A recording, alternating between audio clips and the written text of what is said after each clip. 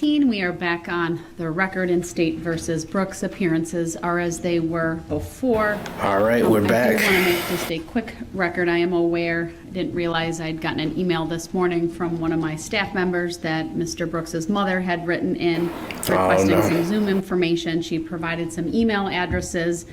I don't need the email addresses because we have simply provided the Zoom information to her to provide to the individuals that were indicated in Mr. Brooks's list. Surely this couldn't be a tactic to just hold up the entire trial, right? I mean, we're at the very end. There's nothing that he could really do anymore, even though Darrell holds on to hope that he could somehow wiggle out of this whole thing. So I'm sure that even now his mom feels the same exact way, which is, hey, maybe if I play around with the emails, that's something. No, he's still going to prison. But I would not be surprised if that's what's happening right now.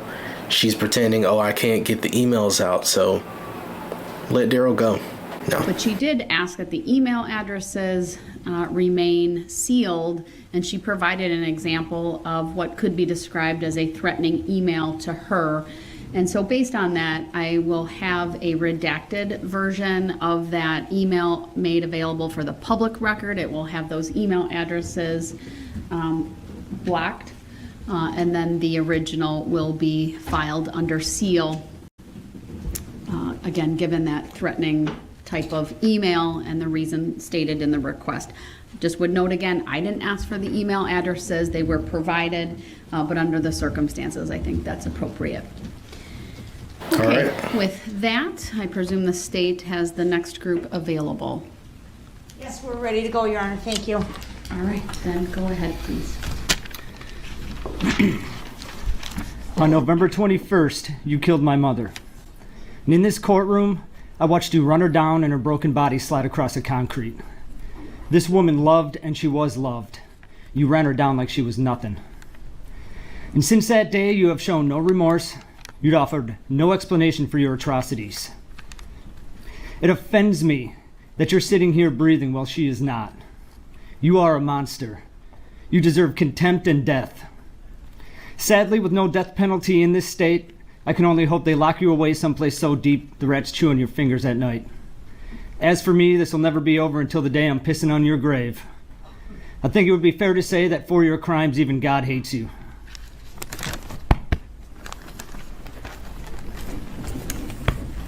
If you could just tell me, go ahead. Yeah. I 1000% agree with everything he just said. I'd have no idea why Darrell was beating on his chest with him. He's been doing this the entire time through the impact statements. I have a theory it's just him like trying to comfort himself, almost like patting himself, like he is a baby, so maybe that's what's going on. But other than that, I have no idea why he's doing it. Yeah, heartbreaking stuff. You could tell that guy, if he could get his hands on Darrell, I feel like that's where that comes from. He has so much aggression bottled up, which is understandable towards this dude who he has literally no remorse. So it all makes sense. But For the record, Your Honor, that was the son of victim 2. B. If I could first thank the court, you, Your Honor, and your staff for getting us here today. I don't know how you did. You kept this under 4 weeks, and this is all going to be wrapped up, before the first anniversary, and that means a lot. So I thank you for that. And if I could thank everybody at the prosecution table, our real-life Avengers. I mean, you guys did everything you could for us, and I'm forever grateful. Thank you. And I couldn't not thank Jen Dunn and her staff. I mean, she took all of us, supported us, made us into a family, and without them, I don't think I could have gotten through this trial. And Mr. Brooks, I hope as I read my statement, you continue to roll your eyes. I hope you continue to laugh and just show how bored and unmoved you are by all of this, because I think that's important. It's important for the world to see that evil can be a tangible, living, breathing thing. I think it's important for the world to see what human rot looks like. And to all the survivors, every time he puts his hand on that empty cavity where his heart should be, I hope you all smile, and I hope you take solace in the fact that today is our day. Today is for us. Today is so we can take our handful of dirt, throw it on his grave, and move on. Because that's what we all need, and that's what we deserve. My name is Chris Owen, and I am the plaintiff. I'm here on behalf of another plaintiff, my mother, Leanna Joy Owen. Lee Owen was a mother, a grandmother, a best friend, an apartment manager, and a dancing granny. The reason none of the witnesses saw her in this courtroom is because she was executed by a child-killing sex offender. And we are both injured parties. My whole family is an injured party. To my kids, Lee Owen was nanny. And nanny spoiled her grandkids every chance she got. On every birthday, she would call and sing happy birthday to their voicemail so they could hear it the first thing in the morning. She went on a tour of my son's summer camp. She danced in the same parades as my youngest daughter. She wanted my oldest daughter to use her car to learn how to drive so she could teach her like she taught me. And all of that has been ripped away. But the defendant's conscience is clear. To my dad, Lee Owen was the love of his life. They met when she was 16 and he taught her how to drive. From that point on, they stayed in each other's lives. And even though they divorced, she was still his best friend. They spent a lot of time together, and she was the only one who could get him out of the house. Now my dad has nightmares of her body flying through the air and shattering against concrete. But Mr. Brooks' conscience is clear. To my brother and I, Lee Owen was our mother. A mother who, even when she was struggling, was always there for us. She was supportive of us. She always told us how proud she was of us. Growing up, all my friends and my brother's friends knew they were welcomed at our house. When they were in trouble, having problems at home, or just had to get away, she always let them stay as long as they needed to. And for years, every time I came home from the Marine Corps, she got all those same friends together so I could see everybody and spend time with them. She was the one that made sure everyone got their Christmas lists out on time. She made the best eggnog I ever had. And she made my grandma's mac and cheese whenever we were together. She recently renewed her passport so she could visit my wife and I in Turkey and travel the world with us. She also couldn't wait to visit Machu Picchu with my brother. It was her dream trip. Out of all the places in the world, that was the one place she had to visit before she died. And now the best we can do is lay her ashes there. But Darrell Brooks' conscience is clear. And I believe him. Out of everything he said in this courtroom, I believe that is the one truth he told. I mean, how else could he make a witness look at each of his battered friends that he ran over and ask, how do you know who this is? Throughout her life, Lee Owen was a hardworking woman. That's why when she found herself on hard times, she was able to overcome them. Even though it took years, she dug herself out of a deep financial hole so she could live the life she wanted, the life she deserved. And she was in the middle of doing just that on the evening of November 21st, 2021. And I know this is corny and cliche to say, but Lee Owen wasn't 71 years old. She was 71 years young. She was one of the most active people I knew. She just didn't have it in her to sit still. She always had to be moving or doing something, and this often involved people. She was very social and loved being around those she cared about, and people loved her back. She had a knack for making you feel good about yourself without even trying, because she always found the good in people. Even when it was to her detriment, it never dissuaded her from helping people any way she could, without judgment, without demand for repayment or feeling she was owed anything. She did it because she knew it was the right thing to do, and it made her feel good. She accepted people for who they were and made people feel good about themselves. That is what the world lost, and you have the audacity to tell this court that your conscience is clear. I'm sorry, Mr. Brooks. There's not a human with a soul on this planet who could snuff that light out, who could steal Lee Owen from this world and have a clear conscience. And that is why you hear the term monster. That is why you hear the term demon. You know, I saw you that day. It was just after you ran over the Catholics. I saw you hanging out of the window, looking back with a smile of satisfaction on your face, laughing at an inside joke that at the time I didn't get, the punchline escaping me. I didn't get it when my mom didn't respond to my texts. I didn't get it when she didn't answer my phone calls. I didn't get it the first couple hours my brother spent looking for her. I didn't get it until my wife sent me a video of you running over children in the parade. That's when I got the punchline. And it hit me like your red SUV, Mr. Brooks. I saw pure, unrepentant evil in your face that day, and it disgusts me that you are allowed to exist. And I know the answer to the question that everyone keeps asking. I know why you did this. You did this simply because you were not in a cage. That is what I find mind-boggling. And how dare anyone say the system failed him? The system... I'm sorry I didn't want to pause at any point during that, but he is making some points right now. I'm not, you know what? I'm just going to keep it going because I don't want to cut this off. He is expressing his pain right now. We're just going to let this play through. The system failed every one of us whose only mistake was to bring their families in the vicinity of Mr. Brooks. That poor excuse for a man should not have been on the streets. That is the failure, period. But enough about him, because today is not about him. It's about us and what we lost. I lost my mom, Lee Owen, and I wasn't always a good son. I could be selfish sometimes. I could be mean. But no matter how angry or standoffish I got, she would bend over backwards for me, even when I didn't deserve it. And now I can never tell her I'm sorry. I can never tell her I should have been more grateful. I can never tell her how much I need her in my life. Yeah, shake your head. Shake your head. You know, because that is what you took from me. And there's nothing this court can do that would provide justice in my eyes. So all I ask is that you rot, and you rot slow.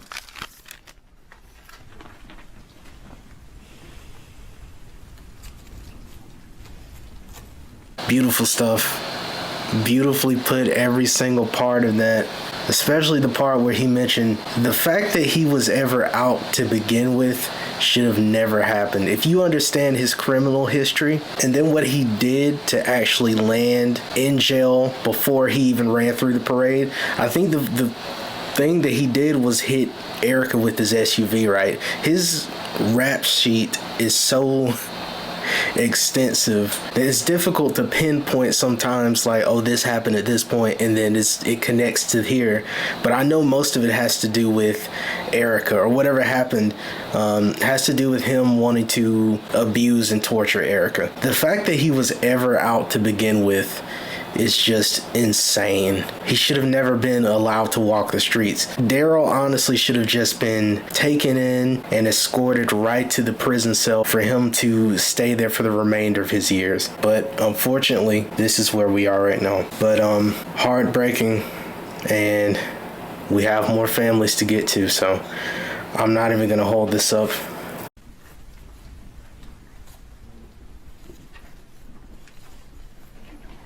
Absolute clown, dude. This is insane. It makes me want to skip to the part where they sentence him, like officially give him the 1,000 years. Good afternoon, Your Honor. Thank you for the opportunity that you're providing both to myself and to the rest of the families and acquaintances of the folks associated with this horrible case. My name is Michael Carlson, and I'm appearing here today both as an individual and a brother to one of the victims of November 21st. I'm here today as well as a plaintiff joining a criminal complaint against Mr. Brooks with a claim against him for the damage that he has brought not only to Waukesha, but to my family. And I'm also appearing as a posthumous spokesman for the victim, my sister Tamara Durant, who can't appear here today on her own behalf because Mr. Brooks killed her. In my personal aspect, I wish I could as easily forget about Mr. Brooks as he has seemingly forgotten about himself. Every day since November 21st has been framed by what he did in my own life and our family's life. It is the reality I wake to. It is the reality I head to work to. It is the reality I confront as I try to fall asleep. It's the reality I confront as I go about the things I do during the day, my attempts to work, attempts to manage a household and be present for my children, and maintaining any sort of notion of normalcy in our life. But all these actions are simply a pantomime, Mr. Brooks, to forget that my sister was so stupidly and so needlessly killed by you. Perhaps you can forget what you did, but I can't. November 21 looms as a ground zero day in the story of my life, as I know it does in the life of so many others. I appear today also as a plaintiff. Mr. Brooks, you asked the court to identify a plaintiff many times during the course of the trial. Here I am. I'm one of many. We, the people, have brought this case and these judgments against you, Mr. Brooks. They reflect our values as a people and are enacted through laws passed by our legislatures, enforced by our law enforcement, and administered through our courts. We, the people, find you guilty. A lifetime is a long time to think and to spout nonsense. And Mr. Brooks, I want you to take no comfort in your future here in this comic book cartoon world that you've created for yourself, involving the flags and barcodes and birth certificates. This is all nonsense, the stuff of teenage boys on the internet. That's not why you're here today. That's not why we're here today. We're here today, and you are here today because you got in a car and instead of hitting the brakes, ran over children, elderly, and my sister, Tamara.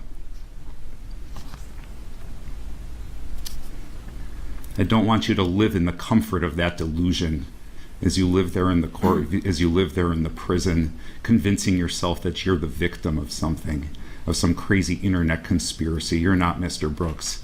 You're guilty only of your own actions on that day, actions that you had an infinite number of times to stop. Any number of times you could have just hit those brakes, turned the other direction. As it stands, I'm a plaintiff, but I'm not a victim. The victim is Tamara Durand, my sister. She can't appear here on her own behalf because she's dead. She died when Mr. Brooks killed her on November 21st. Because Tamara cannot be here to speak, I will speak for her. Darrell Brooks, you took my life.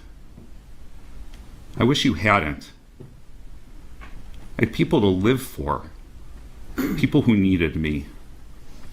My parents who are aging, my children who need their mother to help them make sense of their worlds, to cheer them on, to help them into their adulthood, to become friends with them. I have my grandson who relies on me, his grandmother, as much as I relied upon my own grandmother as I was growing up. I had people who needed me to cheer them on, to have me bring goodwill to the hospital bed where they were, or their families in the waiting room, who needed the comfort and prayers I brought to them in their moments of pain. I have friends who need to hear from me and families that need my early morning phone calls. I had places I wanted to see and things I needed to do. The only saving grace is I didn't know what hit me. And who would have ever guessed? Who could ever believe it? It's no surprise to anyone who knew me. After you hit me in that car, I got back up and kept dancing. I hardly skipped a beat. I didn't know you, Mr. Brooks. If the picture were reversed, if you were the stranger in the street in pain, needing care or comfort, know that I would have helped you. I ran towards pain, and I ran into danger in my life. All you had to do was ask, and you might have danced along with us. It was a parade, after all. We both died in vain on November 21st, Mr. Brooks. I died to life, and you now die to the world. We leave lives behind, family behind, children behind us. We both leave dreams, we leave choices, we leave successes, we leave failures behind us. I die to mine in an instant, you die to yours over countless days. May the God I'm with grant you the courage to confront what you've done and to remember your own name. It's the least you might do for all these that you've left behind us who will never, who can never forget.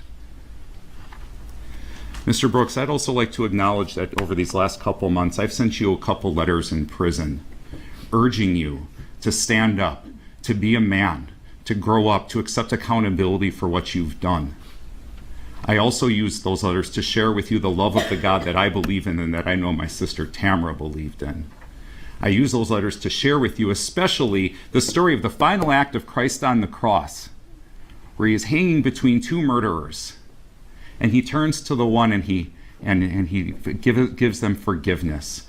I urge you to remember, Mr. Brooks, that there were two murderers on that day. One who mocked the holy living in God, and one who accepted accountability for who he was.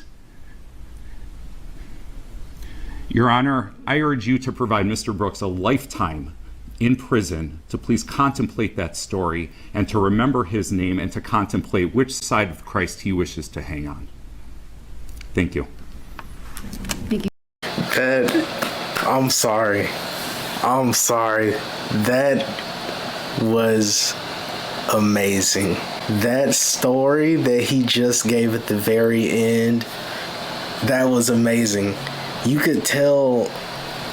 I mean, look, everything that Darrell does is an act. I'm not going to say that got through to him at all. I don't expect anything that anyone is saying right now to get through to him. The only thing he's upset about is the fact that he is here having to listen to people angry at him because he feels like they shouldn't be angry at him because he's Darrell Brooks. Just leave me alone, right? I mean, it's amazing that even after all of this, he said he sent him letters. You would think that after somebody takes the life of your sister or somebody in your family, the only things you would have to say to them are, I hope you rot, and I hope you die slowly in pain. That type of thing.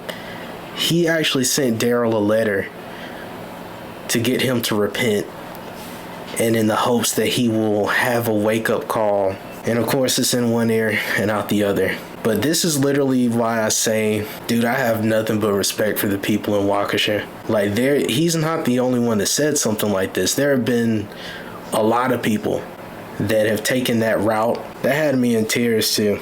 Like, that literally had me choking up. And he was telling the story from his sister's perspective. Thank you, sir. All right.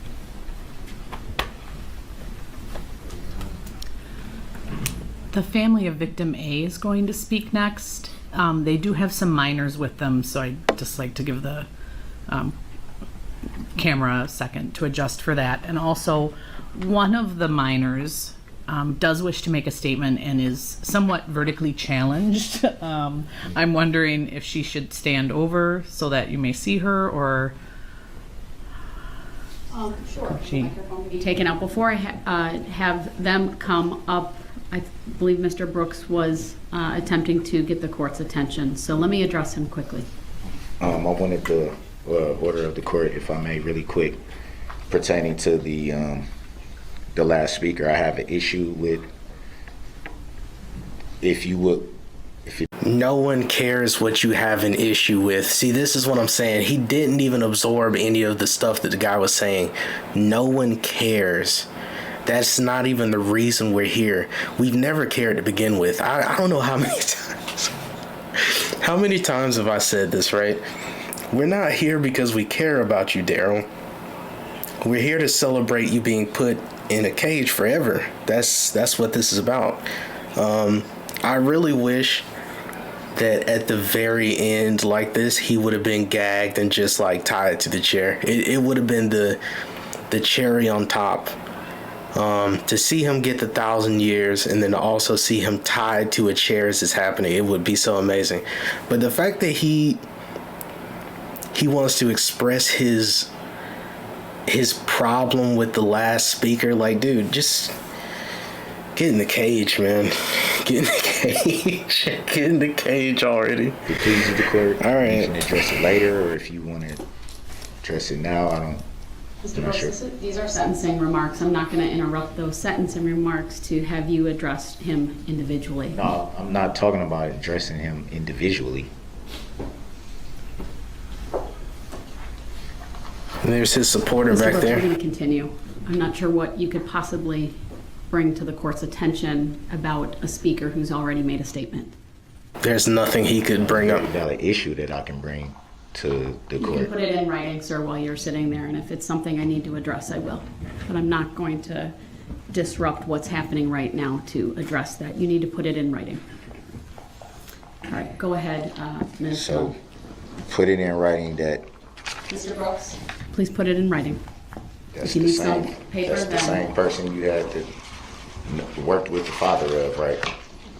Go ahead, Ms. Dunn. You absolute clown, Darrell. You are just the worst scum of the earth. So, you ran over his sister and killed her, but he needed to work with Judge Darrell, and like he has no motive other than he just wants to work with Judge Darrell to get you put in prison. You belong in prison. Look, I feel like I'm repeating so many things I've said before. I don't even know if I've said this before. If I found out at some point that, okay, there were some people that were working together to make whatever happen, which why would you need to? Darrell did a horrible job representing himself. He didn't put up any actual fight. But if I found out there was some sort of mistake behind the scenes where, like, oh, this document didn't exactly go where it's supposed to be, because that's really what he's getting at. He's hoping that he can get out based on somebody making a mistake, or it comes out that, like, oh, this person wasn't supposed to have a connection here, so now we have to all let it go. That's what he's hoping for. But if I found out that was the case, you know, if it was like a fair trial where this wasn't happening, where this dude ran through a parade, killed a bunch of people, you would consider those types of things. But no. Darrell killed a bunch of people. He's shown he's a monster. If I found out there was a mistake somewhere within this, it's okay. Keep him in there. We're good. But the fact that he's saying this out loud right now as if there's going to be an uproar, like, I truly feel like he thinks the family members that are there right now, he thinks they're going to stand up like, what? You were working with someone else? And that's not right. We got to get him out of here. Like, dude, just rot, man. Just rot. It's your big day, Darrell.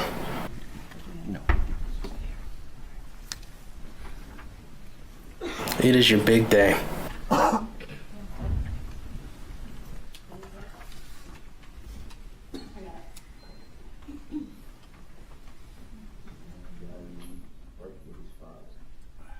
Mr. Brooks, please do not interrupt the court.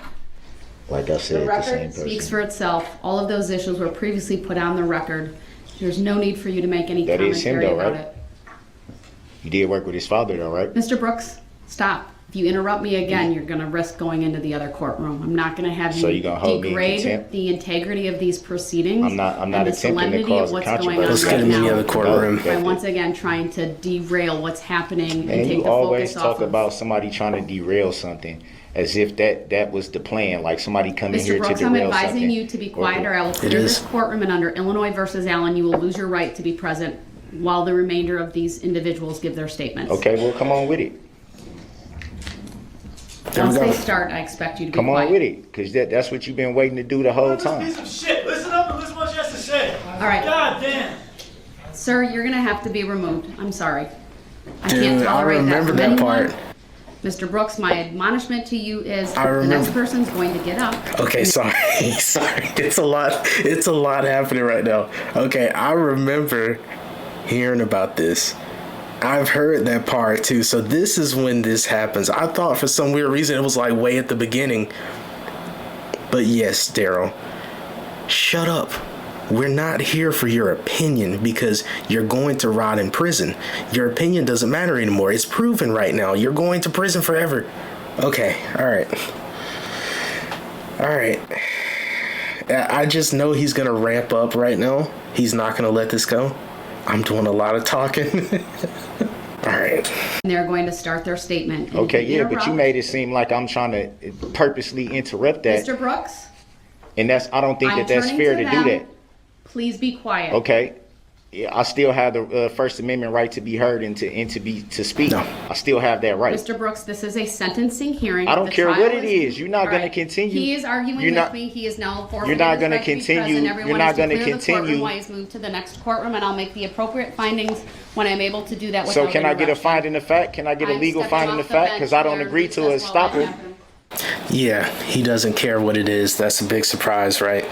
You absolute clown, you. All right, let's go ahead and skip over to when he gets put in timeout, and let's finish hearing what we're actually here for. Which, look, we're here to hear. I keep saying here. That's weird.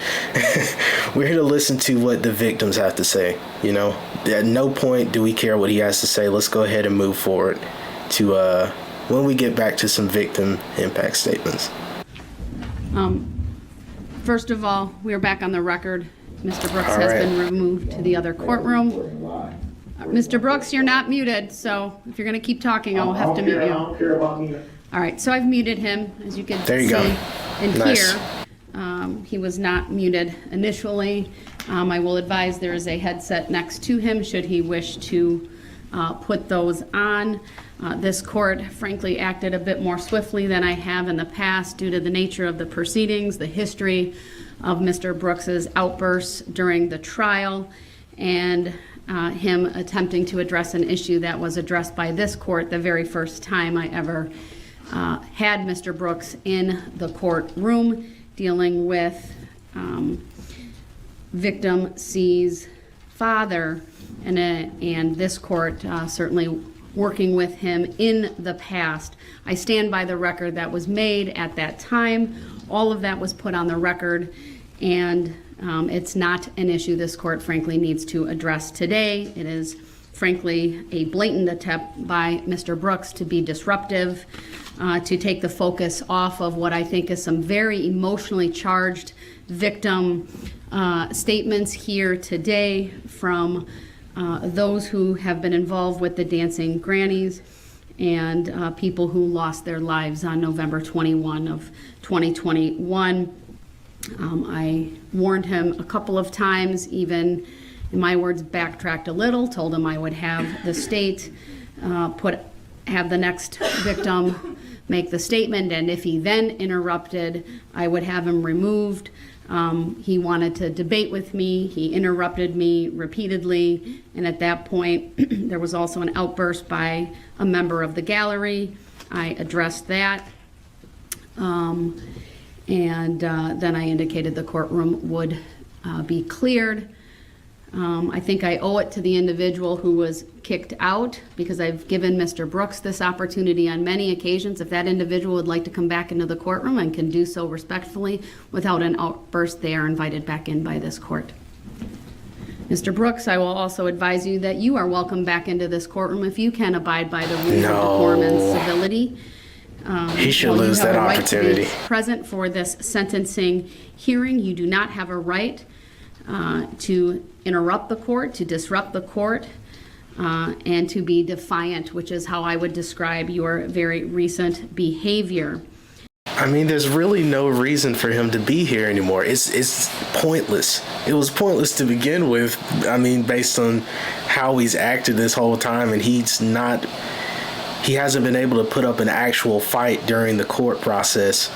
So it's no reason for him to be in here. Like, I really hope this is not going to be a day where he just comes in and out of the courtroom.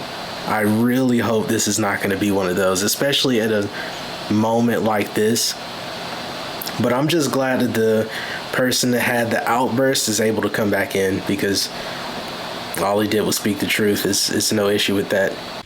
And that is why this court, under the authority in Illinois versus Allen, did remove you from the courtroom. I have the ability, of course, with the technology. He's able to hear, he's able to see. We are able to see him. He's muted right now. While I attempted to have him appear without being muted, he spoke over me.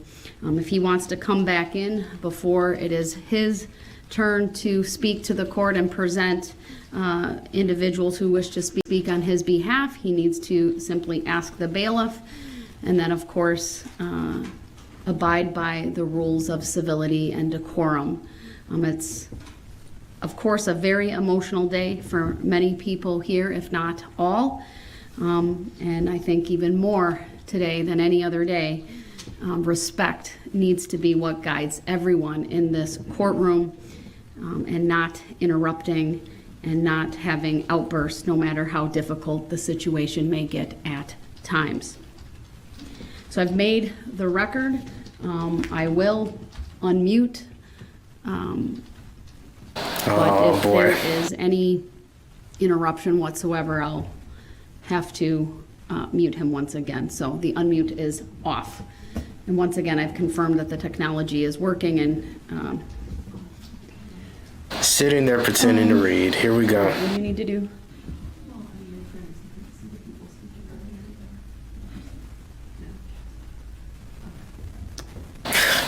I can't unsee it. The people that said his hairline looks like devil horns, it's really on display right there. I can't unsee it now. He'll be able to hear. He may not be able to see the individuals speaking. I would note the podium is behind him in any event, and I don't believe he's turned back at all during this hearing, and it's standard, really, protocol for an inmate to remain looking forward, so I don't see any issue with that. He will be able to hear. With that, We will need to screen share for the next speakers, Your Honor. There's some photos that we'd like to display, just to give you a heads up on that. I believe Madam Clerk will be able to do that for us. Make sure I'm still recording. All right.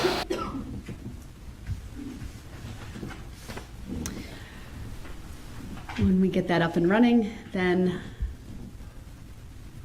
the next person can come on up. Looks like it's working. Oh no, Okay. All right, thank you, sir. As a reminder, if you would at least let me know your name if you want to, or son of victim so-and-so, that would be very helpful. Is this her husband? Take notes of everyone who is making a statement. No, you are not muted. I expect you to be quiet as the proceedings continue. I was just asking, was I muted? I didn't know. You just said I was muted. Anyway. I'm sorry for the interruption, sir. Please continue, or please start. My name is Marshall Sorenson, and I am son to a murdered mother, Virginia Sorenson.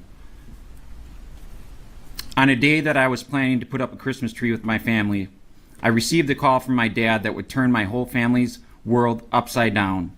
When I answered the phone, my dad told me something happened to your mother during the parade and she didn't make it. I said, "What do you mean she didn't make it?" My dad proceeded to tell me that she was killed.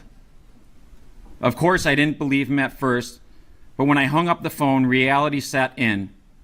As I wiped the tears from my eyes, I thought to myself how I was going to tell my two little girls, as they wait in the other room to put up the Christmas tree, that they will never see their grandma again.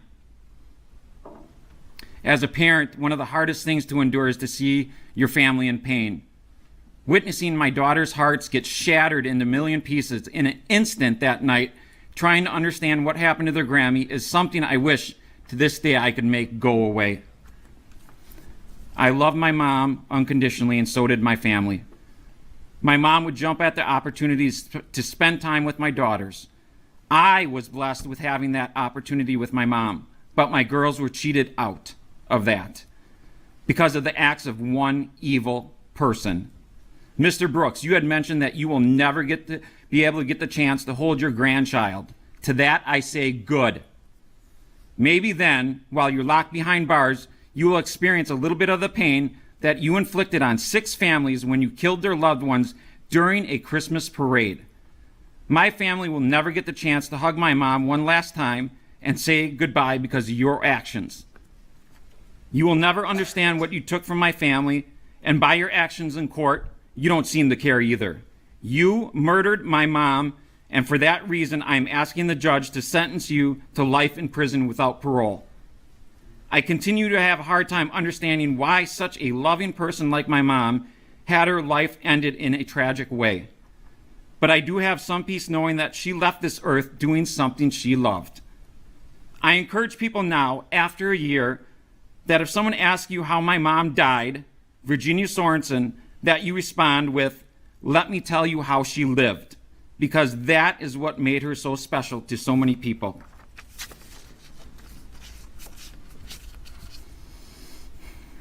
When I was a kid, most of my superheroes wore capes. As of today, myself and family, we have a new one, and she wears a robe. Thank you, Judge Darrell. Words cannot express my family's gratitude with the time and effort you put into this trial. I want to also thank Sue, Zach, Leslie, Detective Casey, Jen, Pepper, the witnesses, the jury, for the sacrifices they made so justice could be served.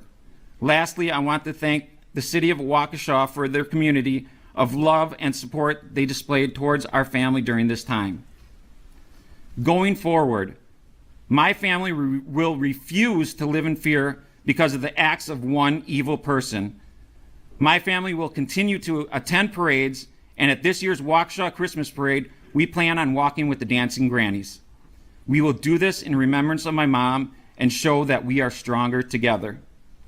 I ask you today to please remember the picture shown on the screen during this year's Waukesha Christmas Parade. This picture was taken before a previous parade. My hope for you is that it reminds you of the true representation of what the Waukesha Christmas Parade stood for before this tragic event, which is the unconditional love between families while celebrating the spirit of Christmas. May angels watch over you and you remain strong. I would like now to bring up my daughter, Brooke, to say a couple words about her grandma. She held the banner with my mom at previous parades, as shown in the picture above. Oh boy. I hope he is not getting closer to the screen to take a better look, because he is an absolute creep. I don't know what he's doing. Thank you for being here, young lady. All right. What would you like to tell me? Hello, my name is Brooke Sorenson. I'm Virginia Sorenson's granddaughter. The things I miss about my grandma are me and my sister Mackenzie doing foot races around the driveway, and my grandma would do commentary and time us. She always cheered us on at all of our activities. I would DJ at dancing granny parties and carry the banner at parades with my grandpa while Grammy danced. When we would get on the school bus, she would say reading is the key to learning to be nice, kind, brave, and angels watch over you. After school, we would talk on the porch. Other times when we came over to our house, we would play games together, go to the playground, have drawing contests, dance parties, and work on granny routines. She would give us snacks when we watched some of our favorite movies like Polar Express and Coco. When we first found out that she was gone, I started to cry, and I would cry every night. I missed her so much, and still do today. Darrell Brooks, you took her from me, my sister, and my family. The things we will miss the most are not seeing her again, her smile, her laugh, being able to talk to her, and doing fun things with her. My sister and I pray every night for our Grammy and our family. Grammy, I'll see you in my dreams.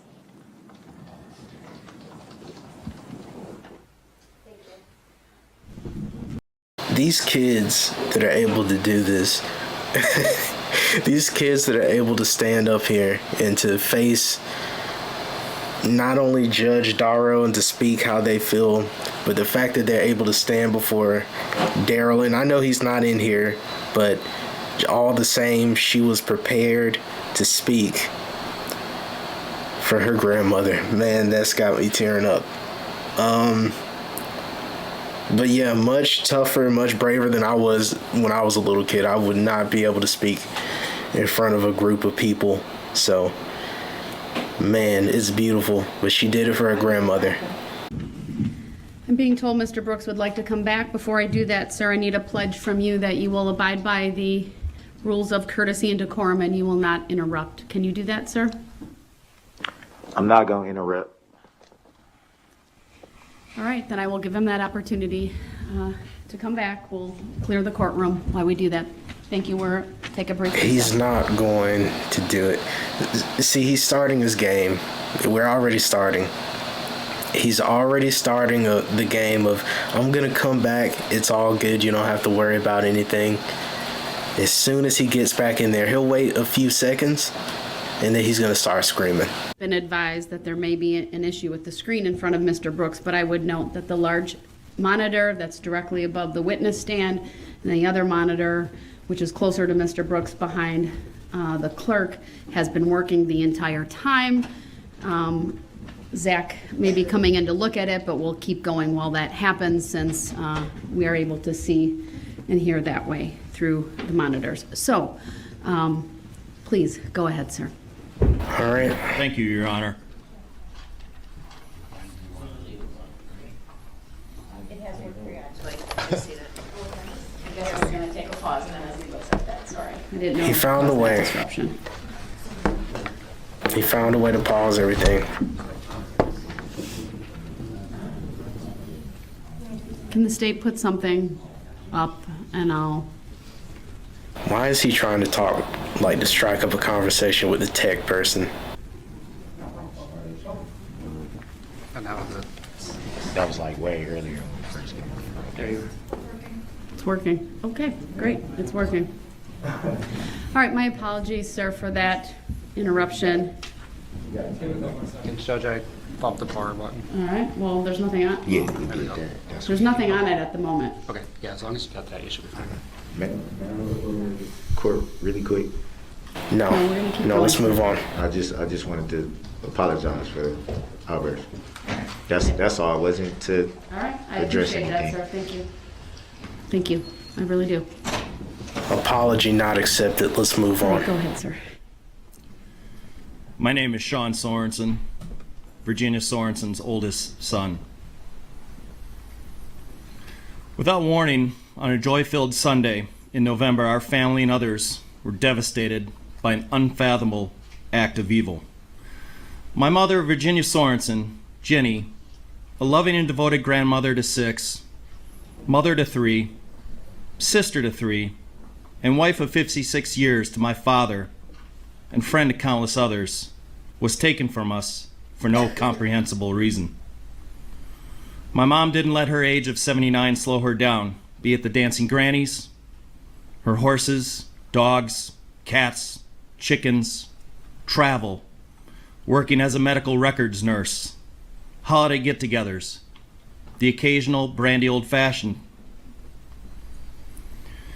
and having sleepovers and movie parties with her grandchildren.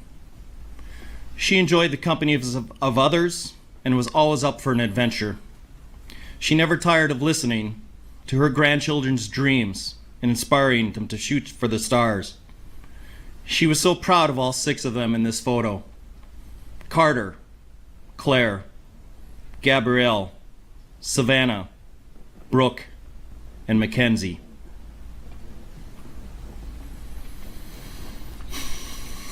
She was killed doing something she loved and enjoyed with the dancing grannies, and although we were denied the chance to be with her when she passed, we know she was surrounded by friends and the caring strangers who sought to save her life, so we find comfort that she did not die alone. She was a compassionate person. She was always telling us, "God bless you," or "Angels watch over you." She will be missed with an aching emptiness in all our hearts. Judge Darrell, thank you for overseeing this trial. You define excellence in your profession, and we are so grateful you were assigned to this case. Thank you to the 12 jurors of this strong community who carefully and unbiasedly listened to the evidence and brought back 76 guilty verdicts. Thank you, Sue Opper, Leslie Basie, Zach Witshaw, and the entire Waukesha District Attorney's team for ensuring Mr. Brooks would not escape the consequences of his despicable actions. Please switch the Thank you, camera. Detective Tom Casey, and the many law enforcement officers of Waukesha and other jurisdictions who investigated, collected evidence, and testified to ensure Darrell Brooks will never be a free man. Detective Casey came to my dad's house in the early morning hours of November 22nd to deliver the heart-wrenching confirmation that my mother had passed, and he has greeted us every day in court since then. I want to thank the Victim Witness Program, Jen Dunn, her staff, and their best comfort dog, Pepper, for their kindness and constant comfort to all the families affected this past year. She and her office have been a rock for us to cling to when events have threatened to emotionally overwhelm us. I want to thank the Waukesha Women's Center for supporting Corey Runkle and Erica Patterson in their testimony against Mr. Brooks and his abuse, and the good that the center does for other abused women. I want to thank the first responders and medical personnel at the parade who rendered aid to the injured and attempted to save my mother's life that night. And a nurse that we met at the memorial one night by chance, Sarah, who held my mother's hand that night. But she was already dead. A severed spine, multiple skull fractures, pelvic fractures, and her Christmas hat wedged under the windshield wipers of the Ford SUV. There was no ambulance ride or hospital stay. She was gone in a split seconds after Mr. Brooks smashed into her, but she will live on forever in our hearts. Finally, I would like to thank the Waukesha community and thousands of others for their outpouring of love and prayers to the families and victims of this unspeakable tragedy. I have few words for Mr. Brooks. Just saying that name brings anger and hatred into my heart. And I want to move forward after this sentencing with the happy memories I hold of my mother. I sat silently almost every day in this courtroom, bit my tongue, restrained myself from jumping over this divide to administer my thoughts of justice. As Mr. Brooks droned on about where the plaintiff was in this case, who the plaintiff was in this case. You've already heard, there are many plaintiffs here. I'm here, right now. I've been here all along. And now he gets to hear from me and will from many other plaintiffs before this day is over. He is simply a repulsive man who has shown zero remorse for his actions and depraved indifference to life. His fake tears in court were never for those harmed, but only for himself and the freedom he has lost. His narcissistic behavior, disgusting trial antics, and defiance to accept any accountability displays how truly unworthy he is of anyone's forgiveness. While we lost my mom instantly, I hope his 76 sentences pass in a slow, miserable, depressing existence as a reminder of the many lives he shattered. There are two others I hold culpable in my mother's murder. Dawn Woods, the mother who knew her son's felonious criminal history and penchant for violence, yet bailed him out of jail for $1,000 after he assaulted Erica Patterson. Okay, that is, I didn't want to pause. I'm trying to let these run through because it feels weird to cut people off, especially in something like this. I'm so glad somebody finally said something about it because people have been giving me information about the things that his mom has done. And every time he does this weird stuff, these discussing things towards Erica and now what he's done to these people, she's always there to bail him out. No matter what happens, she just cleans it up for him and lets him do more things. I'm glad somebody brought it up. His mom is I don't like talking about people's moms. His mom's kind of a monster like him, but by running her over with Miss Wood's Ford Escape, she continued to allow him to drive it and enabled his violence and murders that Sunday afternoon. The other is John Chisholm, the Milwaukee County District Attorney, this clown, whose misguided and ill-conceived bail reform policies led a violent, multi-convicted felon back into our community and onto our streets while already out on bail from a previous violent felony. Mr. Chisholm disregarded his duty to keep the people of this community and state safe from repeat criminal offenders and allowed a career criminal to snuff out 6 innocent lives. He is a coward who hides from the accountability for his office's negligence. If he had a tiny, single sliver of integrity, he would resign. Not once has Mr. Chisholm said 3 simple words to these victims and families: I am sorry. At least Miss Woods in her many media interviews has the humanity and understanding to say those words to the families affected. 6 families have been bound together forever in grief. 6 families have lost loved ones who are cherished and can never be replaced, but forever remembered with love. 6 names I will now never forget: Jane, Jackson, Bill, Tammy, Lee, and Ginny. As my mom was fond of saying, angels watch over us. And I know now there are 6 more watching over us. Judge Darrell, my request is simple: maximum terms of imprisonment, every single charge, life without parole for all 6 counts of intentional homicide. Thank you, and all who played a role in bringing justice to the families in this community.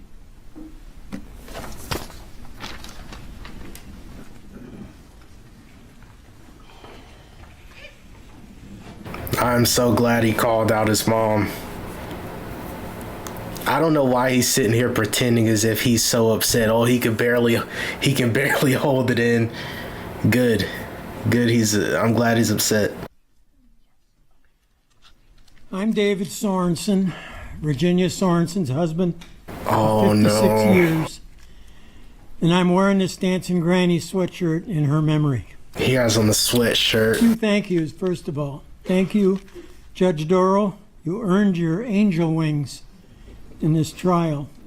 Thank you to the jurors and those who testified who had to experience the horror of November 21st of last year all over again. Thank you, District Attorney Sue Upper, Leslie, Zach, and her excellent team. Thank you to Tom Casey, Waukesha Law Enforcement, first responders both on and off duty at the parade, medical personnel at the parade, and the area hospitals that cared for the injured. Thank you, Jan Dunn, and your caring team in the Victim Witness Office, especially my new furry friend, Pepper. Here's a thank you that nobody knows about. Thank you to J.J. Watt. He's a professional football player for the Arizona Cardinals, who gave this community money for funerals for the victims. Nice. 6 family funerals. Nice. Finally, thank you to the kind and compassionate people of Waukesha County, state of Wisconsin, and others from around the country and the world who have helped the victims of the Waukesha Christmas Parade find comfort, shared in their loss and sorrow, prayed for the injured, and offered words of caring so that we may heal both physically and mentally. Although I have very specific thoughts on how I and the parade families would want revenge on the convicted for what he did, I hand over his fate now to God. So I will let God determine the revenge I ask for, be it a week, a month, a year, a lifetime. I think it's fair to say the convicted is an evil animal, and I hope that God's wrath falls upon him. It actually started before the trial did, because he took away his own God-given name. He didn't want to be known by his name. Refused to accept him. I refuse to accept him as a person that deserves compassion or mercy. I too regret Wisconsin does not have the death penalty, because if someone ever deserved it, the convicted most certainly does. Life in prison is too kind. That Bible on your table will not do you any good for where you will end up. I have struggled this past year with Jenny's loss. It was to be her last parade. She was going to retire. I will continue to struggle with the loss.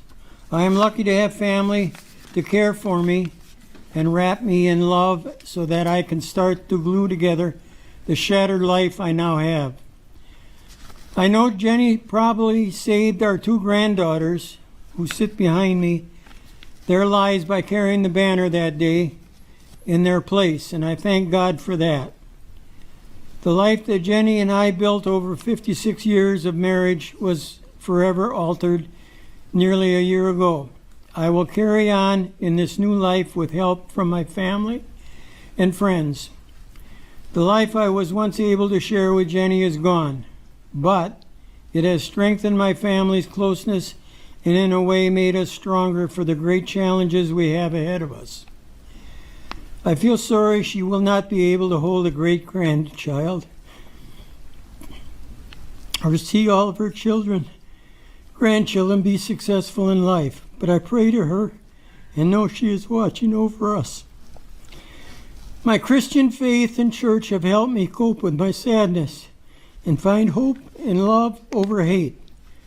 My friends have lifted me up in their prayers. My family carries my burden with me. My dogs at home give me a small measure of comfort when I am in need. Angels will watch over all of us and give us strength. Now I want you to use your imagination a little bit. When it thunders, I imagine that Jackson is blasting a home run over the fence. When there is a rainbow, I will imagine the dancing grannies, Jenny, Tammy, Lee, and Bill, with them dancing along its lines. Man. When there's a ray of sunshine poking through the clouds, I will imagine it is Jane smiling down on us. When it snows like it did this morning, I will imagine God's love giving us a blanket and comfort. When I see a blue light, I see this community's commitment to help heal and support each other. Judge, you have witnessed the same evil I have. You have endured a very emotional and draining trial as I have. I ask for the full punishment within your power. I ask you to send this evil animal to life in prison with no chance for parole for the callous murder of my wife and 5 others and injuring 61 others. He should never have the opportunity to hurt another person and has forfeited his right to be a free man ever again by his violent actions against innocent lives, both young and old. You are a very evil, evil animal. Amen.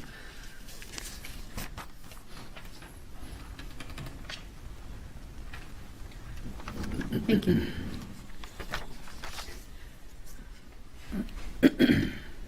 I knew he was coming up at some point. As soon as they mentioned the Sorensons, or as soon as we saw her sons go up, I pretty much knew that her husband was going to speak. So, man, God bless him. I know that was, like, every time I see the strength of the family members that are able to do this stuff, it's crazy. I have one very brief statement from a young woman who was marching with the grannies, and then we have, I believe, 3 statements from one more family before the next group will have to be brought in. This is a statement from a young woman who was holding the banner with the grannies, and she marked down that the crime made her feel sad, mad, scared, and then also wrote in valuable. Asked, if you were the judge, what would you do to the offender? She checked, send them to prison, and then her own idea of make the offender go through the physical and emotional pain I went through.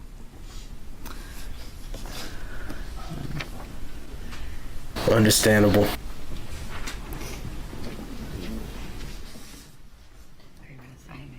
I think he's actually trying to talk again. I really do not want to hear this dude's voice. Like, I'm at a point, I'm so close to skipping. Like, how many hours left in the day? 3 hours left. I'm so tempted to just go straight to it. We're not going to do it. Like, I want everyone to be heard that's going to come up and speak. So, yeah. But I know right now Darrell is going to start talking. That's why I paused. Don't want to hear anything he has to say. We're gonna do it. We're doing it together, so. Can we start up? Yeah, they go in that order.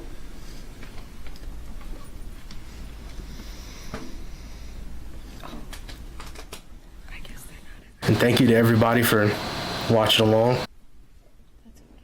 Hope everyone is doing good. I know a really bad storm hit. I know we have some people from Texas, and I saw a ton of damage out there on the news. So I'm praying everybody is doing okay and everybody's safe, and that finally getting some power back. Thank you. My name is Taylor Kulik. Standing next to me is my oldest son, Robert. I am the oldest daughter of my mother, Jane Kulik, and it is on her behalf that I will be making a statement today, as she's unable to speak for herself. November 21st, 2021, the day my life was forever changed. The day my mom was murdered. It's still hard to believe that my mom was killed while marching in a Christmas parade. I will never forget that day. When I received the phone call stating that my mom had been hit, I rushed to the hospital to find her. Within minutes of arriving at Waukesha Memorial, people of all ages flooded into the ER. Many injured, many searching for their family members, just like we were. It was complete chaos. After 3 hours spent searching and waiting, finally, a nurse came and asked us to sit down. My heart sank. I listened as they told us how my mom was unconscious when she was loaded into the ambulance, that they tried to save her, but the damage was too severe for her to fight. She was dead upon arrival. She didn't even make it to the hospital. It hit me like a ton of bricks. My mom was just murdered. She was dead. I did not sleep at all that night. All I did was cry. I sobbed for the loss of my mother. I bawled for the pain of my children losing their grandmother. And I wept for the rest of my family as we had all just lost an absolute gem. Next picture, please. I still cry, even as we approach 1 year without her. This year of all the firsts without my mom has been difficult, to say the least. Every holiday, birthday, and monumental life moment, each of those moments another reminder that she's not here. She was known for giving cards on every occasion, and she showed up to everything she was invited to. She was always present because she genuinely cared. You could tell by the way her smile lit up the room, or how contagious her laughter was. Her presence alone was just a sense of comfort, a feeling of home. She was supportive, encouraging, and just so laid back that you couldn't help but get along with her. These are just some of the reasons we all love and miss her so much. Next picture, please. Her name was Jane Kulik. Her sister called her Pain, so she was Auntie Pain to my cousins, and known only as Grandma to my kids. But for me, her name was Mom. Mom and I were super tight. I could talk to her about anything in the world. We used to text each other almost every day, talk on the phone almost at least once a week, and go out to lunch, just her and I, every other week. Every day, I'm missing those text messages. I miss hearing her voice on the phone and receiving her adorable voicemails, or seeing her face light up when I unexpectedly pop up at the house. To simply say I miss my mom is a dramatic understatement of my true feelings. I'm devastated, a bit lost, and I can't fully describe how it feels other than a piece of me is missing. My smile is not so bright. I don't laugh the same anymore because I'm just not the same. I have never experienced such a painful level of sadness for so many consecutive days. I have never felt this level of heartache for myself or for my kids. Even though we talk about it, I can only imagine how my kids have felt this past year. Not only are they coping with the loss of their own grandmother, but also they've had to watch me, their mom, grieve my mom. My oldest son is dreading his upcoming birthday, just like we all did this year, as it's his first in 15 years without her. My mom always said they had a special bond, and they really did. She had a unique bond with each of her grandkids, as she did with each of us. My other son, Darius, was worried that he would forget his grandma's voice. And my daughter, Kylie, is finally able to talk about her grandma without tearing up. Each of my kids had a super close relationship with their grandma, and they're all missing her deeply. We were all so close.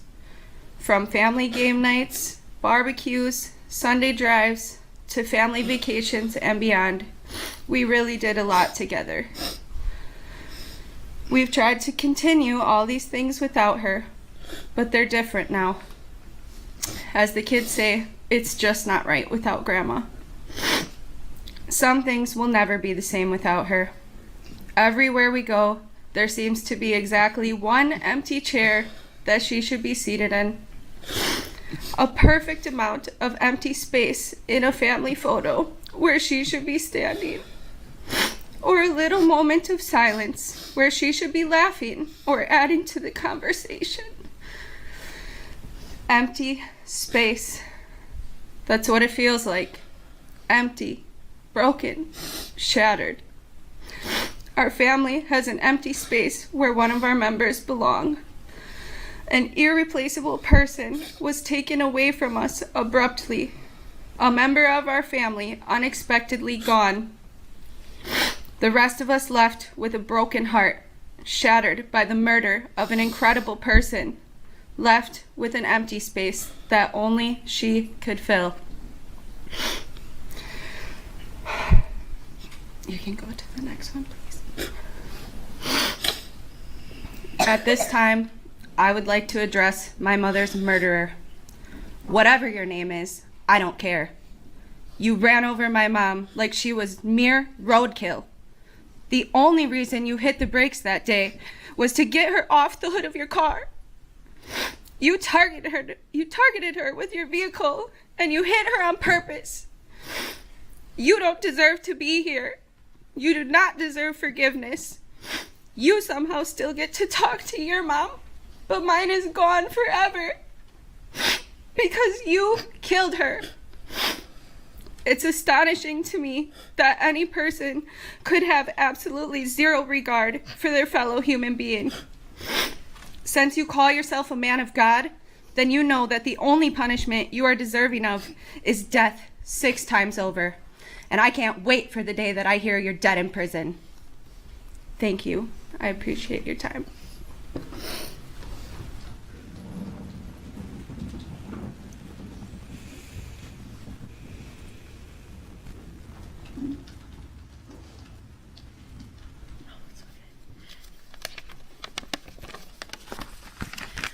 My name is Alicia Kulik, and I am the youngest daughter of Jane Kulik. I've tried to figure out where to start, and there really isn't anywhere specific to start off with. I can't put all of my emotions onto however many pieces of paper because there's just not enough, at least in my mind. I've waited for this day, both anxiously, yet ready to share my piece on the matter. I'm here speaking upon behalf of my mother. and the rest of my family, and my twin brother standing right next to me. I've been to most of the trial that I could make it to, as it is my first year in college, and my mom would want me to put my schooling first. I have many emotions on this subject, but without a doubt, the most extensive emotion I feel is grief.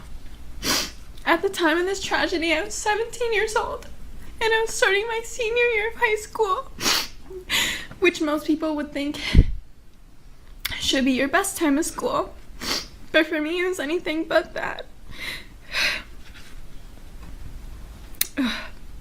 I was starting my college journey, at least trying to. My mom managed to take my brother and I on at least 2 college tours before she had passed. It was my last prom, my 18th birthday, and of course graduating, all of which I did not enjoy. Not one of them. The joy of these things were stripped away from me quickly on November 21st of 2021. I could tell you every last detail about that day, up to the clothes I was wearing. I could tell you what show I was watching, as I am thankful that I was sick that day and couldn't be at the parade to see what many got to see, unfortunately. I was bummed at first because I was sick that day and I couldn't see my mom march in her first ever parade. She was really excited. Granted, she's marched in parades before alongside my brother and I through WPRF, but this time the light was supposed to shine on just her. I don't think that it had been 2 hours since she left that my dad got a phone call from someone my mom had been marching with, stating that she had been hit by a car. At first I thought my dad was just upset about something over work, because that's kind of common. Or what my mind went to was that maybe the after parade traffic was pretty bad and she collided with another car, not a car to person. I remember the first thing I did is my dad told us all to run and get our shoes, and before anybody got into the car, I called my best friend. And I told her that my mom had been hit and I didn't know the extent to which how bad the situation was, and I would fill her in whenever I could. On the way to the hospital was when reality quickly set in, and oh how I wish I was right. I wish that it was just this, I just wish that it was a car-on-car crash, not an SUV to person. As we got closer to the hospital, the drasticity of this incident was quickly revealed. Ambulances were surrounding the hospital, and the waiting room was a triage. I will never forget the things I saw that day.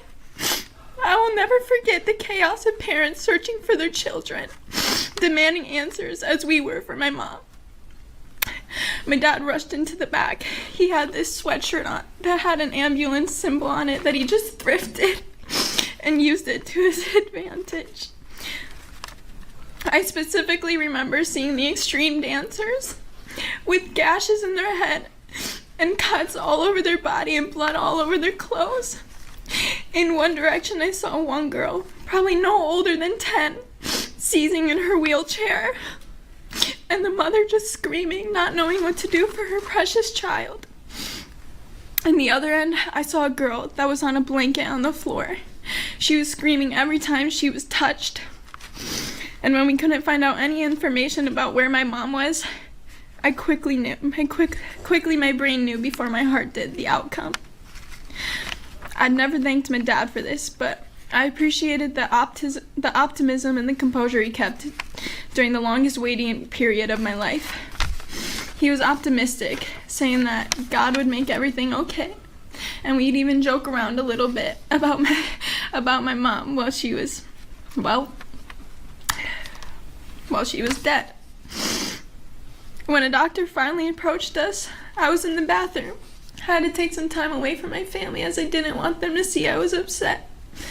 My older sister, she pulled me out and she told me that they finally had some information. And when they brought us back to the room and told us to sit down, you just know. I had to prepare myself for what I was about to hear. Hearing that my mom had deathly injuries in her head and her lungs and all the rest of her organs, and she was deceased. That is the words that he used. She was deceased. That is something that I will never be able to unhear, along with what I saw in the triage of that hospital waiting room that day. Oftentimes when I hear sirens, I'm scared. I'm scared that another family has to go through what I went through, what my family went through. And it's terrifying that in the world we live in, something like that can happen in the blink of an eye. We were driven home by a squad car that day, considering none of us were in good condition to drive. And I'll never forget all the phone calls I had to make to tell our loved ones that my mom was dead. That she didn't get the chance. She did not get a say in the matter. I remember calling my best friend, all of my best friends, and they stayed with me till 3 a.m, and my boyfriend, they all did. And the next day I didn't even want to get out of bed. I couldn't. I still spend every day just waiting for this nightmare to end. As I think that second day, it still hasn't fully processed yet that my mom was no longer with us. I never would wish on my worst enemy to have the burden to share such horrible news that nobody ever prepares you for. After all is said and done, I couldn't get out of bed for a few days, nor did I have much of an appetite. The next few days consist of me trying to put together this new life, all of which still doesn't sink in sometimes. But other days, believe me, it does. Even though I've received so much love and support from the community, my friends, and my family, I've never felt so alone. I don't think I'd ever be capable of feeling this much pain in my life, but here I am. I'm watching my siblings, and my nephews and niece, and my cousins and my aunt, and all the rest of my family going through this. It's just terrible. Up to today, I've experienced every holiday officially, besides my oldest nephew's birthday, without my mom. And they've all sucked. Every last one of them. I slept through most of Thanksgiving. Christmas was probably the most depressing of all. It's supposed to be a time of cheer and joy, but how is it supposed to feel any of these things with my mom being dead? It was her favorite time of year, which made it even harder to enjoy. Every time we went to church, the song Silent Night came on, and she'd always cry. And now I do the same. I also had my 18th birthday, 2 months after she was murdered. If it wasn't for my sister planning an amazing party for both my brother and I don't think I would have gotten out of bed that day. She was the woman that brought me into this world, and it didn't feel right celebrating without her.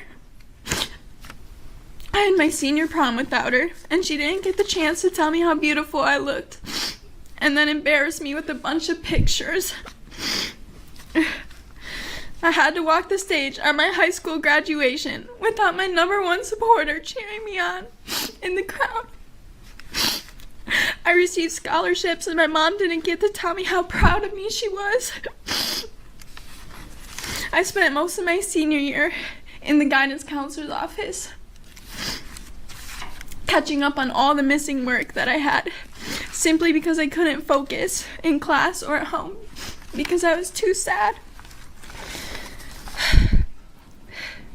There was a classmate in my school that truly understood what I was going through besides my friend and family.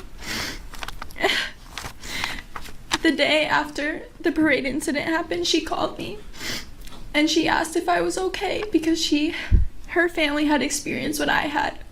Her little sister was part of the dance team, and she was there and saw her sister get hit by this SUV. And as bad as it seems to say, I was glad in that moment that I had somebody that could relate to my situation that wasn't family. I felt for once that I had somebody that I could bond with, that truly understood the emotions that I was feeling. I'm so glad that she didn't get to experience the extent of what I did and having to lose a loved one from the moment, but she came close. I love you guys. Quite often, I also think about my future as I think about my past memories with my mom. And although I wish I could say present memories, I don't have any. I think about how my mom won't be at my wedding, and I'm gonna save a seat for her, but she won't be there, and she won't get to see me say my vows or get married to the love of my life, and she won't ever get to see my future kids, and they won't know what it's like to have a grandma that spoils them, and how I have to be the one with the burden to tell them of what happened to their grandmother and why they don't have one.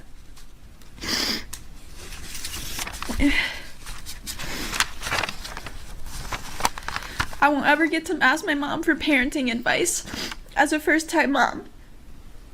You, Darrell Brooks, took these experiences away from both me and my brother, as he will be in the same position as I am. And I wish I could say that I don't carry anger in my heart, but that's just simply not true. I'm angry that all this could have been prevented if you had just stopped. I think about how my mom saw what was coming, and she knew that there was absolutely nothing she could have done about it. I'm angry because, as if my mom flying over the roof of your car wasn't good enough for you, you slammed on your brakes to get her off and continued to run her over. She wouldn't even had a fighting chance because of you. I'm angry that all of us had to relive this trauma, as you sat in that chair for weeks, not giving a single crap about any of these people. I've watched as you mocked the Bible. I'm sorry. I'm literally shaking right now. I'm so angry. Like, this is possibly the angriest I've ever been while watching this.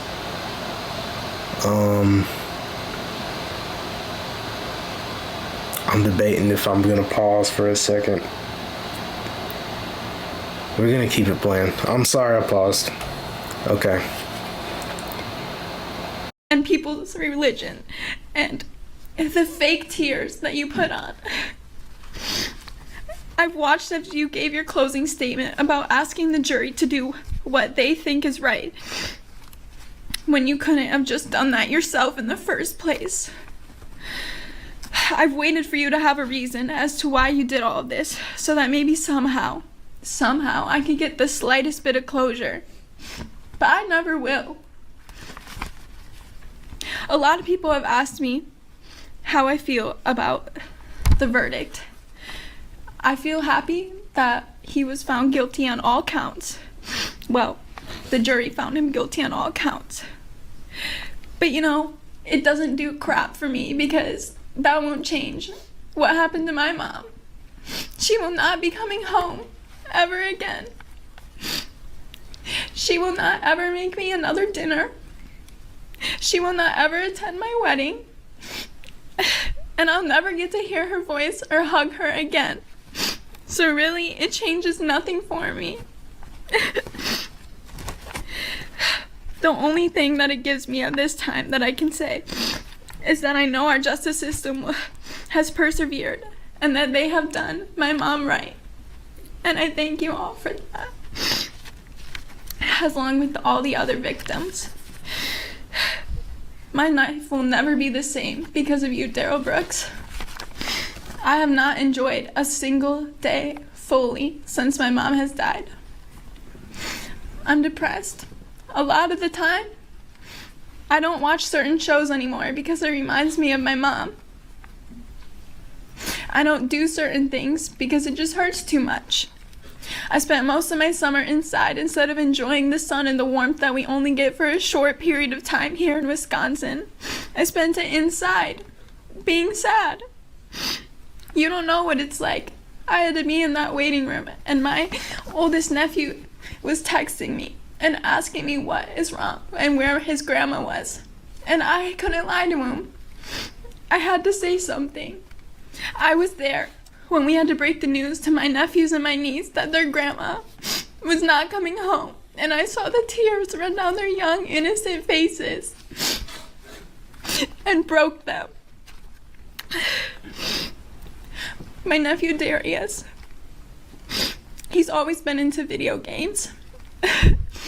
But recently, all he does is stay in his room on the video games, and he doesn't really come out much anymore, and I can't help but think that's because of this incident, that he can't see my mom smile, that she was taken from all of us way too young. My mom was the glue that kept this family together, and without her, we've been falling apart. We've been struggling to stick together because nothing's the same, and I blame you for that. Every piece of it. Thank you. Thank you.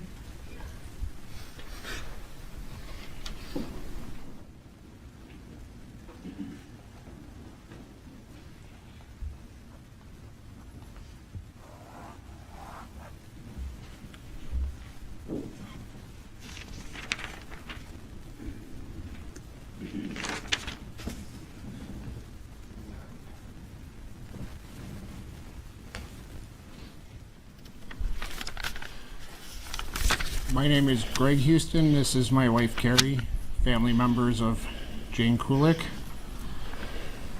The definition of an angel is a person of exemplary conduct or virtue. They are tasked to keep thee in all ways. Jane Kulik had many roles and relationships in her life, all of them purposeful and endearing. The impact in her many lifelong friendships were far-reaching and will forever be felt. Jane had spent 52 years on this earth before she was ripped away from us by you. On my daughter's birthday, which should have been a happy day, she was simply enjoying and celebrating the start of the season she loved best by handing out candy with her co-workers during the Christmas parade. That morning she went to church. She called her niece to wish her a happy birthday, planning to call her later in the day, and spend time talking and relaxing with her family before getting ready to go for a pre-parade lunch and Packer game with the last people who would see her alive. Jane considered those close to her as family. She had several families and roles within them. Some of them were daughter, sister, mother, wife, grandmother, aunt, and best friend.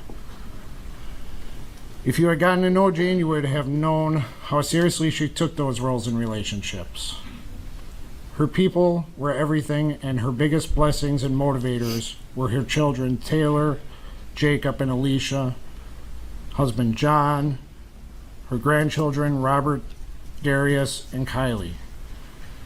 She was happiest when surrounded by all of them, planning trips, hearing about daily growing glows, having game night, and even just falling asleep while enjoying a movie together. The Benz Houston family was honored and blessed to spend 42 of those 52 years with Jane as our family. There are too many memories to list that include her.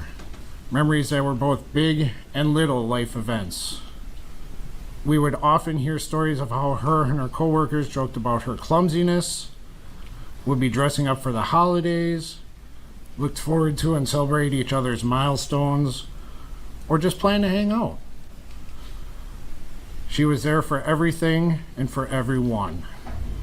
If she could not be there in person, she made up for it through weekly phone calls that would have you laughing yourself silly and creating a plan much like the one we had made the night before to go shopping, make cookies, just a fun holiday celebration.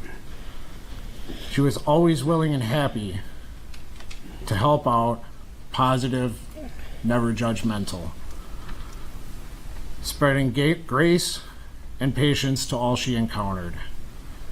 She loved, honored, and held dear her people and their places in her life. Our places in her life were forced to change instantly on November 21st, 2021. Our places in her life became now the people that were responsible for helping to keep her family together and keep them strong, help her children and her grandchildren make it through everything. You changed our place in her life. You made it forefront, and you made us helpless because we don't feel that we could do those things the way she could have. We feel inadequate and broken because of you. The evening of November 21st, 2021, everything changed. That evening, Alicia sent me a message saying, "Auntie, Mom's been hit and we don't know where she is or where they took her." We immediately drove out there to find her and helped make several phone calls to area hospitals to find her. After several hours of not having any answers, we finally decided to go sit in the lot of Waukesha Memorial, where her children and husband were trying to find out information and were under a lockdown. We couldn't even go hug them. After hours of not receiving confirmation, Taylor finally sent the hardest message I have ever had to read. "She's dead. She's dead." My daughter collapsed to the ground, and I turned to my husband and begged and cried for him to bring her back. I wanted her back. To tell you I know how we all moved and survived after that would be a lie. In the hours, days, and now a year following that night, we have all talked in the quiet hours when heartache, loneliness, nightmares, and anger set in about how much we miss her. For validation of our feelings and questioning of those same feelings, things we shouldn't have had to question. The question asked most by us is if Jane would have granted you grace. I know my answer. I know that she was the type of person that would have, never saying anything bad about anyone. But for us, it's just not that simple, sir. This is what we do know, though, as Jane's collective whole. We will and never could ever forget her. We mourn the fact that she missed her twins' senior year in graduation. We mourn the loss of her presence every day, and especially at family functions. We miss the long weekly phone calls on Wednesdays and Fridays, reminiscing about old times. People we miss in just our daily lives. We miss her hugs, the smell of her hair, her trying to hold in a laugh when we would make faces at an inappropriate time. And as we say, we miss the 47 faces of Jane, much of which could be seen in the pictures taken just hours before her death. We are angry she will never be the mother of the bride or have the mother-son dance at her children's weddings. We are angry she will never get to make stronger bonds with the newest members of our family or hold the grandchildren and family yet to be born to her children or even ours. We are saddened that you feel you are suffering because your life has changed. For us, it changed the night you ripped her away from us and drove by with her body on top and slowed down and ran her over. You say you have a clear conscience. How can you suffer if you have a clear conscience? At least you will always still be able to make the phone calls, write the letters, and visit with your people. We simply cannot, sir. Above all else, we are angry that Jane became known by people more because of the day she died and the way she died than because of who she was. Taking all of that into consideration, we ask that you please hand down the maximum sentence for each conviction that you possibly could. The definition of an angel is a person of exemplary conduct and virtue. They are tasked with keeping their people safe, keeping them cherished, and keeping them loved. Those are all the things she did, so by that definition alone, Jane was an angel on earth. Thank you. Thank you. Those are the comments to do. 3, Your Honor. All right, then we'll take a 10-minute Break and have you set up for the fourth. Thank you. I really don't know what to say after that. That was, I don't even have words to really describe it, do I? To say it was rough is an understatement. The one thing I can say, I don't know where Darrell is right now. I mean, I know where he is. He's in Bosco Bell, Wisconsin. I forgot the name of the prison. But let's hope he's having a bad time. I hope he's having a really, really bad time. I don't think I've ever been this angry while watching one of these. I've been pretty upset before, and he's sitting here, he's making these stupid faces. I wish Judge Darrell could do something about it. I wish something could be done. Like, he's a person, he just clearly doesn't care. You just have to enact consequences on him. Like, that's the only thing that you can really do. Very weird ending to this because I don't know what I'm saying right now. I'm just kind of spewing out nonsense. But I want to say thank you to everybody that's joined, everybody that's watched this with me from beginning to this point. Oh, thank you so much to everyone that wished my mom well. I really do appreciate it. It's not anything too serious. It's just like a pretty small procedure. But the thing is, my mom, she's never had a surgery before. So she is super nervous. I'm trying to help her get through that. But yeah, thank you to everybody that's been wishing me well, wishing her well. I'm gonna be doing a giveaway on the channel very soon. That's something that me and my mom have been game planning, so you can expect that soon. But okay, I'm kind of just rambling now at this point. If you enjoyed the video, please like, share, and subscribe. Hope you did something good for somebody today. Hope somebody did something good for you, and I'll catch you all in the next one. Peace.